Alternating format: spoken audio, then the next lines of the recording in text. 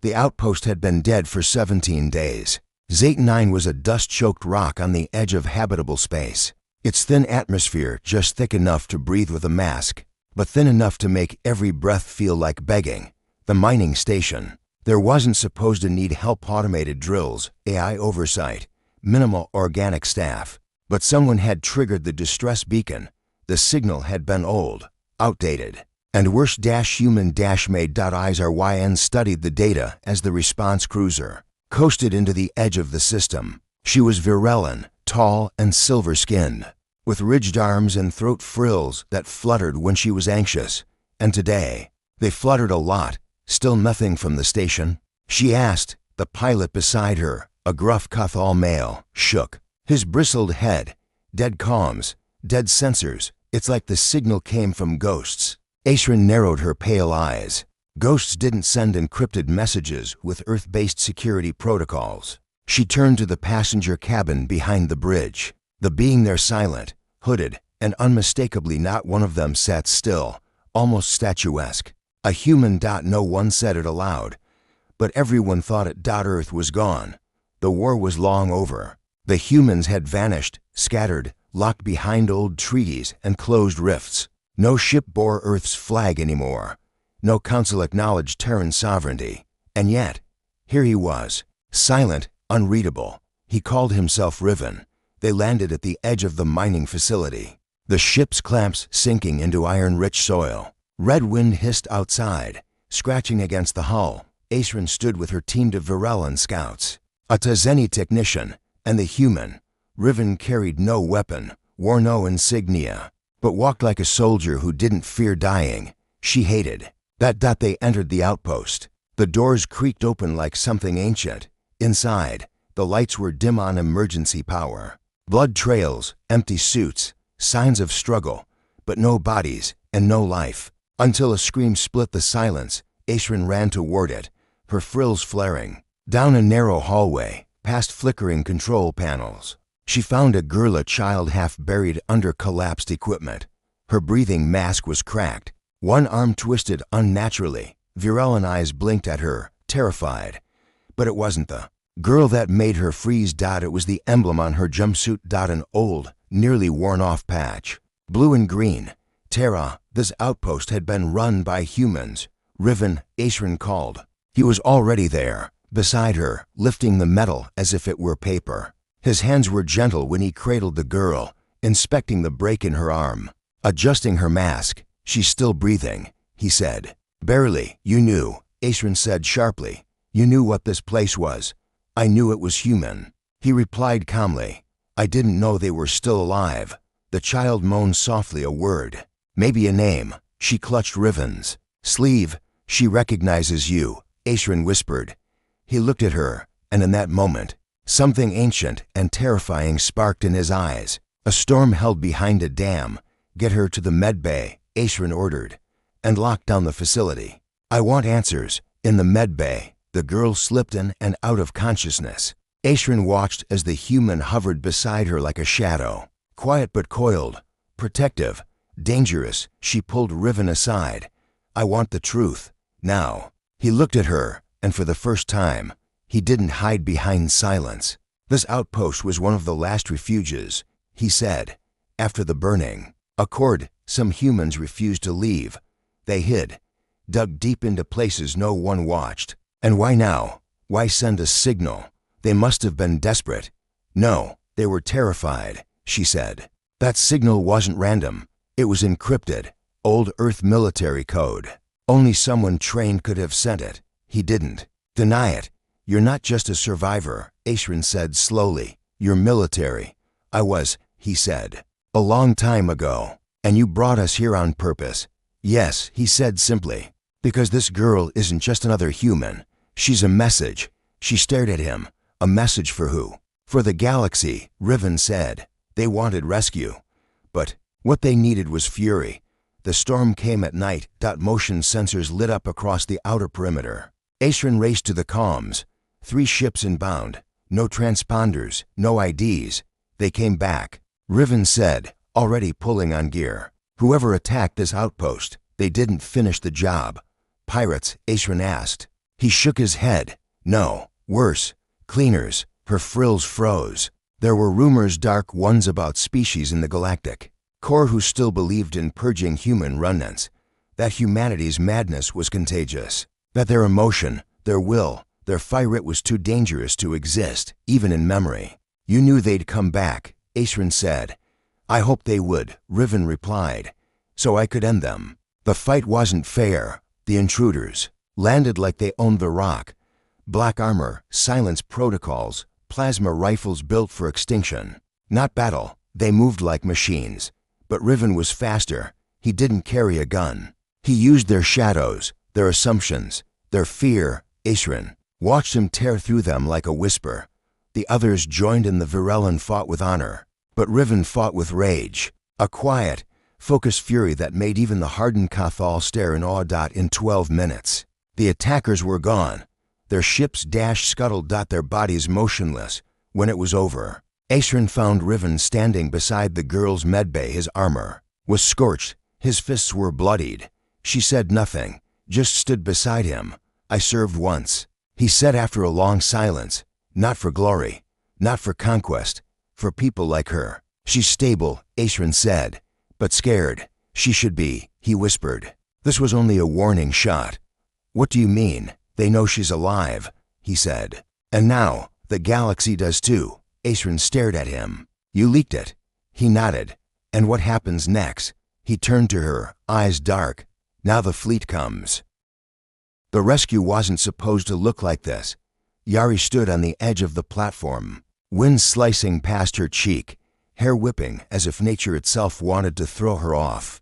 In the distance, low on the horizon of HFY, 5 black ships floated, silent, enormous, nothing like the Republic's sterile cruisers. These breathed growling with energy that shimmered across their hulls. Like lightning caught in muscle and bone, they'd come for her people. But not for mercy, not after what the Council did. Behind her, the village was still burning. Are you sure they're human? Voro asked, one arm shielding his eyes.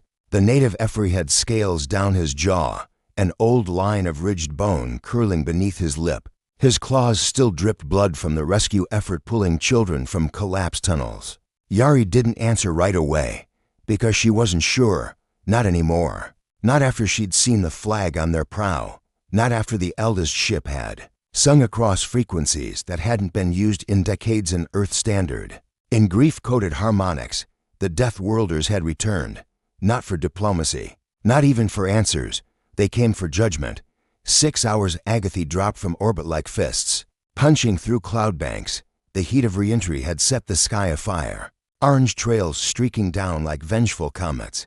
Yari had screamed for the children to run, pushing them into the bunkers under the central well. She'd grown up hearing rumors of what became of humans after the Council cut them off, after Earth refused to yield their archives, after Mars stood their ground and disappeared behind blackout satellites. They were deemed too dangerous, uncontrollable, a death world species that couldn't be trusted with peace. That was over 100 years ago. Everyone assumed Earth had died, or maybe given up. But now they returned with ships that moaned when they turned, hulls that reflected no light, wings of rotating shard armor, and beneath their keels, chains hung like ceremonial trophies, each loop etched with names in languages Yari didn't recognize. They're scanning us, Voro had said when the sky began humming. And then she saw him, no step from the forward ship like a creature of myth. His armor wasn't uniform, it looked grown, plated from living resin or bone metal that pulsed with faint blue veins. His skin was bronze, darker than anyone she'd seen outside the scorched zones of HFY. His hair was shaved down the sides, the rest braided tight along his skull and across his chest. A long sash of red, torn down the center. Not warborn. Grief-marked, Yari took a step forward, but guards flanked her. HFY warriors in bone-white exosuits, still thinking they could contain the moment with spears. The human ignored them all. His boots struck stone like it remembered him. He walked straight toward her, eyes never blinking. You asked for help, he said, voice like gravel and thunder. Yes, the distress call went out 2 weeks ago. We didn't expect. You called for the Galactic Council. Yari hesitated. Yes, his jaw tightened. They left you. She swallowed. They said the border worlds were expendable. That quarantine breaches weren't worth risking. Full war, they were right, he said. Her stomach dropped.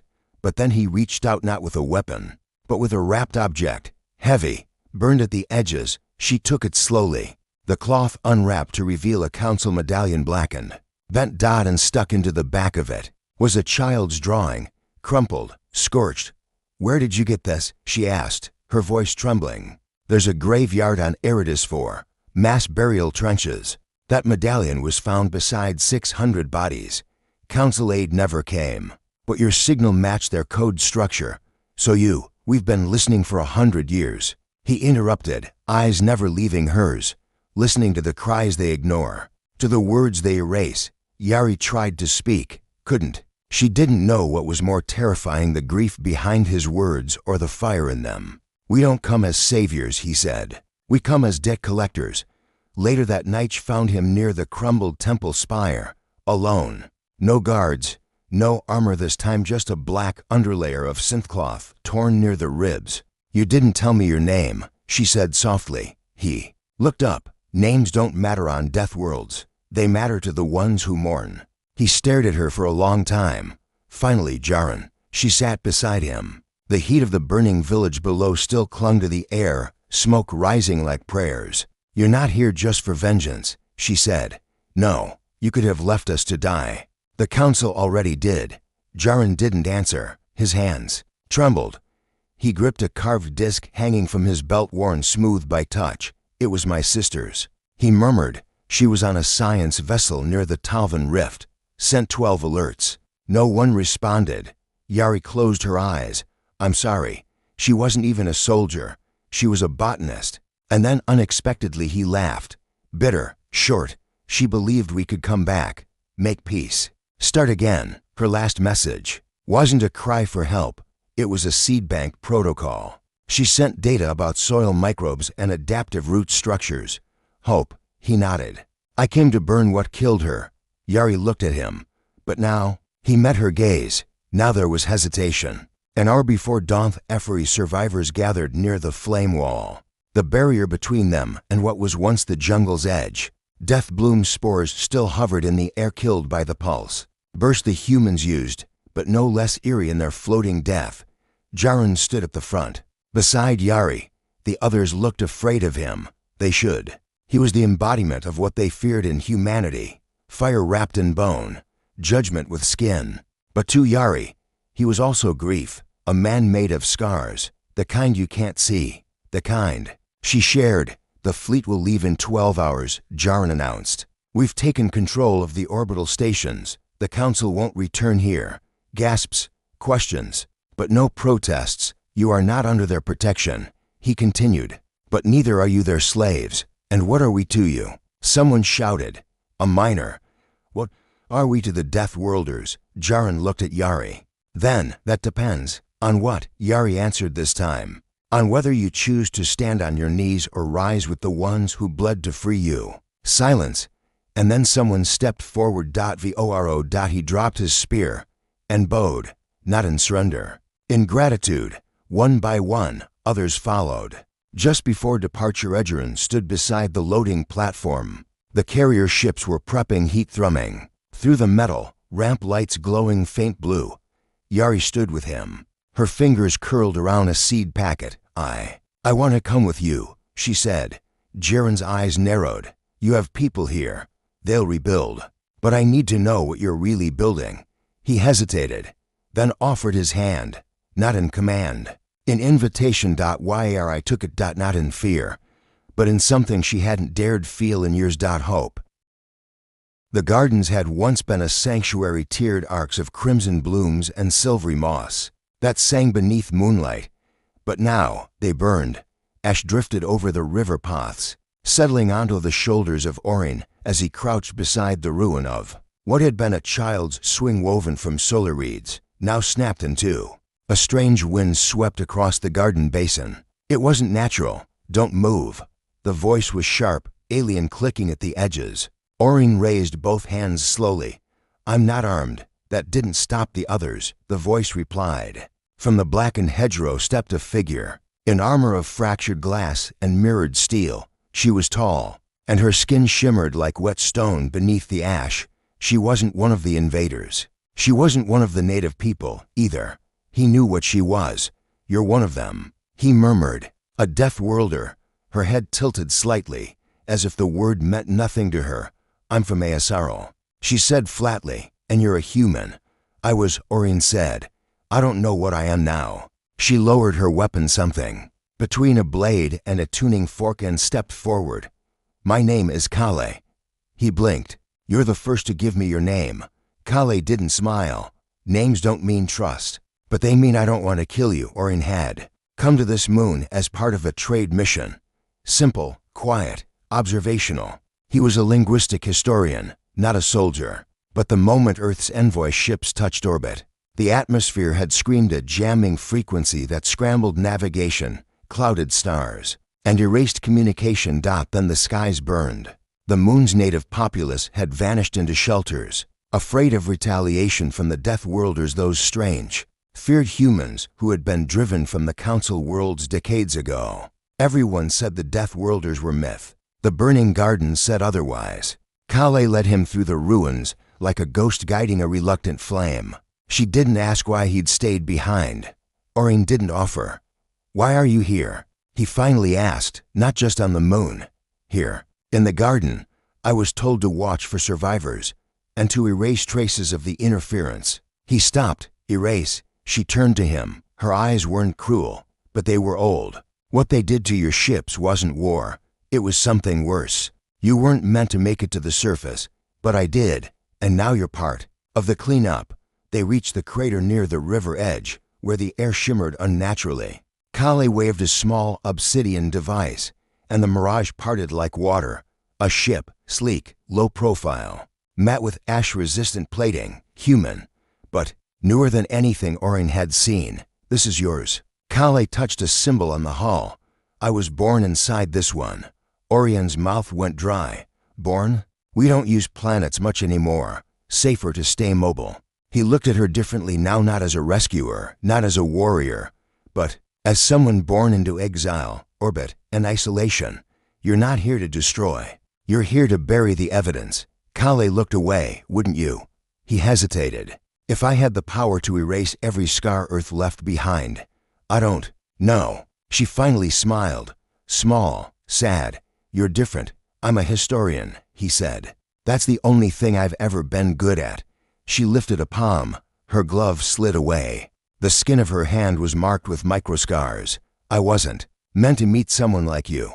I wasn't meant to let anyone live. That night, beneath the exposed night sky free from the garden dome, Orin and Kale sat on the edge of the crater. She handed him a nutrient packet, and he took it without hesitation. I should hate you, he said quietly. All the stories, the warnings, everything says I should. Then hate me. I can't, he said, because I think you're not here to finish a war. You're here because you couldn't stop what the others started. Kale didn't answer for a long time. Then she whispered, I tried. They didn't listen.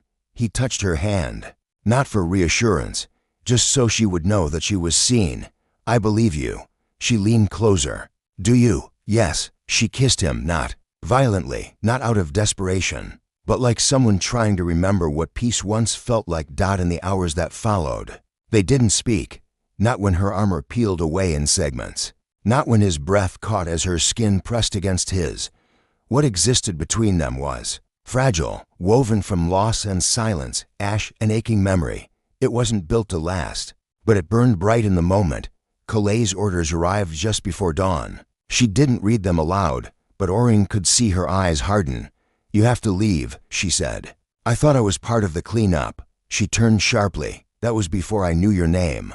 He blinked. You were serious about that, more than you know. She led him to the emergency port on her ship, small, pod-like, angled toward the ice rings. This'll take you to the edge of the system. From there, another ship will come. What about you? I'll stay, she said, to make sure no one follows. He reached for her hand. You don't have to burn the whole garden to keep a secret. I'm not burning it, she whispered. I'm planting something else. As the pod sealed, Orin watched her through the thick, Canopy glass, she didn't wave, but she stood there watching him go until the ship's hull turned to blur and light. He never saw her again, but every time he touched soil, every time he heard wind over broken earth, he remembered her name. And in the libraries he built across systems, one entry always remained locked, untranslated, and filed beneath one phrase: when the fire reached the garden, I stayed. The surface of Carthus V was a jagged sprawl of storm-beaten rock and black moss that shimmered under the planet's lavender clouds. Rain hissed down in acidic streaks that barely missed the outpost. Walls, inside, the surviving few civilians mostly. Scientists and scrappers clung to flickering hopes that someone, somewhere, still remembered them. When the beacon finally activated, it was out of desperation, not belief. And yet, against everything, the Deathworlders came. No one knew their true name. They were human. They claimed. From a ruined Earth no longer charted, their fleet coated in scars and reeking of old wars. They didn't offer greetings or reassurance. They landed without permission. Their ships were rough, black, like claws pressing into Carthus V's soil.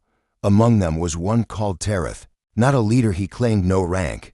Not a soldier, though his armor told different tales. He arrived during the third rainstorm, stepping from the heat-sealed corridor into the med wing, where a lion was taping a child's lung regulator together with thin strips of synthetic vine. "Don't move," a lion said, barely glancing up. "That regulator's on its last breath." Tereth stopped, waited. Only once the pressure normalized did a lion raise her eyes, and then she froze. He was tall, barely covered in his heat-scarred armor, face half hidden beneath a dull silver breathing mask. His eyes were to calm, like he'd seen worse, far worse, and hadn't forgotten a second of it. "Is this where the dying are?" he asked. A lion blinked. "This is where we stall death." He took one step forward. "Then you need this." He dropped a satchel of biofoam cartridges, rare, black market-level medical supplies. A lion's fingers twitched. "You stole these." "I salvaged them." "From where?" Tereth hesitated. "A battlefield that no longer has survivors." The lion didn't trust easily, and she didn't like mystery. But when the child coughed again, her hands moved faster than her suspicion. She snatched a cartridge, applied it, and watched color return to the boy's face. She didn't say thank you. Tereth didn't seem to expect it. They kept showing up after that. The humans' Deathworlders never explained who had sent them. No insignias, no declarations. But they dug trenches, fortified walls, patched filters, and when the scavenger beasts began prowling again, they patrolled at night, wordless shadows. A lion caught Tereth sleeping once in a seated crouch beside the generator vent, one hand on a blade too large for anything but war. "You know this isn't a military outpost," she said. He looked at her. "You think this is about orders?" She didn't answer. Instead, she handed him a steaming cup of nutrient broth. Tereth took it, sipped, then looked surprised. "It's good." She sat next to him, arms around her knees. "It's not, but it's warm. That's enough." They didn't speak again that night. 1 week passed, then 2. The fleet above remained in orbit, dark. Massive things that watched without blinking. The people of Carthus V began to believe again. Quietly, tentatively, as if the Deathworlders might disappear the moment hope was spoken aloud. But with belief came fear, too. Fear of debt, fear of payment due. And no one feared that more than Eli and She confronted him on the 10th day. "What do you want?" Tereth turned slowly, his armor half stripped, revealing scars not from beasts, but something older. "Fire, knives, maybe the void itself. You think we came for trade. You don't do this for free." "No." He agreed. He looked at her then, and for once, she saw not the soldier but the man behind him. "I came for peace," he said. "But peace isn't given. You find it, one soul at a time." Her throat tightened.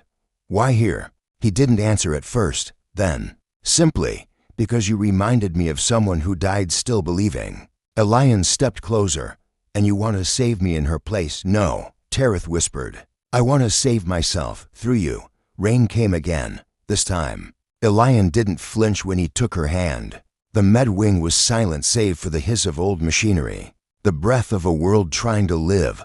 She rested her head on his shoulder. "I don't know what you are," she said softly. "I don't either." he replied. But with you, I want to find out. A new threat bloomed in orbit 3 days later. An old empire long thought dead arrived to claim Carthus V, its ships bone-white and sharp like predators. Their message was simple: withdraw or burn. The outpost froze, but the Deathworlders didn't run. The Black Fleet shifted in silence, and then, for the first time since they arrived, they spoke. Tereth's voice came over the comms. You threatened the wrong graveyard. They fought like legends. No glory, no speeches. Just fury. It wasn't about humans being superior. It wasn't about conquest or revenge. It was raw, defiant refusal to let cruelty claim another innocent. Outpost. Tereth was injured, dragged back into a lion's med bay with burns that pulsed under his skin. She refused to cry. She didn't leave his side. Why would you do this? She asked, while sealing his wounds with shaking fingers. He opened one eye. Because you gave me something worth protecting. When the enemy fleet retreated, nothing was said. Just a stillness, and then light. The Deathworlders didn't stay long after. But before they left, Tereth lingered outside the outpost's gate. Elian stood with him, hand in his.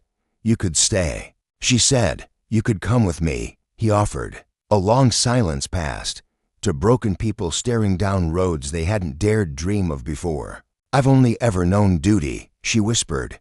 And I've only ever known war. She looked at him then, truly looked, saw not a Deathworlder, but a man who had blood for strangers. You think we could learn something else, only if we try, and together. They walked toward his ship. The sky above the fractured moon was scarred, the low orbit littered with debris and drifting husks of ships, some alien, some unmistakably human in their angular brutality. From a distance, it looked like silence had returned. But silence was deceptive. Beneath the crust of Charon 6, in a broken biosphere dome, a flicker of life resisted extinction. Andara limped along the shattered walkway. Her breaths ragged, filtered through a cracked rebreather. Her visor glowed crimson, in one corner oxygen levels dwindling. Each step sounded like thunder in her helmet. The pain in her ribs told her something inside was broken. But the beacon was still clutched in her palm, still blinking, still calling. They won't come, she whispered aloud. No one answers human beacons anymore. The last thing she'd expected was for the Deathworlders to answer the call. The term Deathworlder had become folklore, half myth, half cautionary tale. She'd grown up hearing of earthborn ghosts who never forgave, never forgot, and never negotiated. But that was centuries ago. Humanity was gone, wasn't it? The dome's wall gave way beneath her hand. The shard of metal dug into her glove. She winced but didn't stop. Somewhere beyond this sector, beyond this ruin, the signal had gone out. Sent by her, not for herself but for the boy she had hidden. Andara dropped to her knees beside the maintenance hatch. Her hand trembled as she tapped the override code. Please still work, it hissed. Sparks popping like fireworks, it opened. The smell inside was rank, humid. She didn't care. Kel, she whispered. From the darkness, a voice came, small and defiant. You're late. Tears welled in her eyes. You're alive. Kel stepped forward slowly, a long plasma pistol clutched awkwardly. In his small hands, his hair was matted, face streaked with grime. But his eyes, those eyes were still sharp, not just afraid. Burning. I heard the explosions. I thought, his voice cracked. I thought the Deathworlders would just kill everyone. She knelt and reached for him. But he didn't flinch, just stared. Like her, he wasn't afraid of monsters anymore. He'd seen worse, been raised by worse. No, she said softly. They didn't kill everyone. Kel tilted his head. They saved us. They came because they were called. She stood slowly, legs wobbling. They came angry, but they didn't come for blood. Kel finally let the weapon drop. Then where are they now? Andara looked up. The orbital fleet, those massive, black-shelled ships had vanished again. Silent. Gone. They never stay, she said. Deathworlders never stay. They arrive. They burn. Then they vanish before the dust settles. Why? Kel asked. It was a good question. A painful one. Because they've been burned by the stars too many times. 10 hours earlier, the Deathworlder ship had landed like a sword through the clouds, shaking the ridge line, where Commander Inanthal's forces had dug in. His claws scraped across the console in disbelief as the signal came through. No demands. He hissed. None, replied his tactician. No warning shots, no proclamations. They did not speak. Commander Inanthal turned his gaze. To the sky, there were 20 vessels now, massive and gleaming with ancient earth alloys, black as obsidian and shaped like coffin ships. He watched as one fired dot. It didn't strike military targets. It vaporized the corporate extraction silo to sectors east where the children had been processed. Another blast took out the prison arcology. Another, the bio-lab. Targeted, precise, emotional. Are they angry? They are Deathworlders, his tactician said quietly. Anger is a language they speak fluently.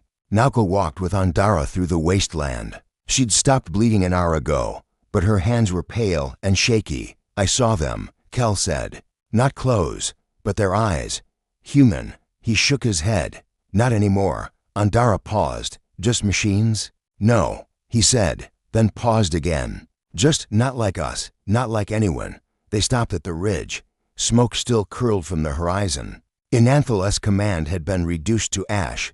Kel stared at it quietly. They didn't kill him. Andara said. Kel blinked. What? The commander. They didn't kill him. They just left him behind. Powerless. That's worse. Kel whispered. She nodded. It was meant to be. And then hearing the soft hum of a descending shuttle, they both turned. It was human-made. Still black, still jagged like a blade, but smaller, lighter, for transport. The figure that stepped out of it had skin like copper and eyes like shadowed. Storms, no insignia, no badge, just a small mark scarred into the neck shaped like a broken planet. Are you the one who sent the signal? The man asked. Andara nodded. You got it. We heard it scream across 5 sectors. Kel stepped, slightly behind her, unsure. The man noticed. He knelt down to eye level with the boy. You afraid of us? He asked. Kel shook his head slowly. No, I'm afraid you'll leave. The man's smile was faint. We always leave. That's our curse. Why? Kel asked again. The man stood. Because we are the echo of a species that trusted too much. We were betrayed. Again and again, until we couldn't forget. Andara swallowed hard. But you still answer distress calls. He nodded. Because we remember being small, scared children too. Kel stepped forward. So what happens now? The man looked to the sky. Now, you decide what kind of world you wanted to build. We've cleared the predators. That's the most we can do. You won't stay. We don't do peace. We do endings. Andara touched her chest where the cracked rebreather hummed. Then at least leave us something more than silence. He studied her. Your name, Andara. He handed her a thin crystalline shard. Then this will be marked as an Andoran event. First time in this quadrant we responded and didn't. Need to wipe the planet. What is it? A seed. Memory. Warning. You can use it to build, or to remind others what happened when they crossed a Deathworlders line. And then the man turned and boarded his shuttle. Wait. Kel called. What's your name? He paused at the ramp. The stars glinted in his eyes. I left it behind when Earth fell. You don't need it. The shuttle rose, and in minutes, they were gone. Again. Andara gripped the shard tight. Come on, she whispered to Kel. Let's write something worth remembering.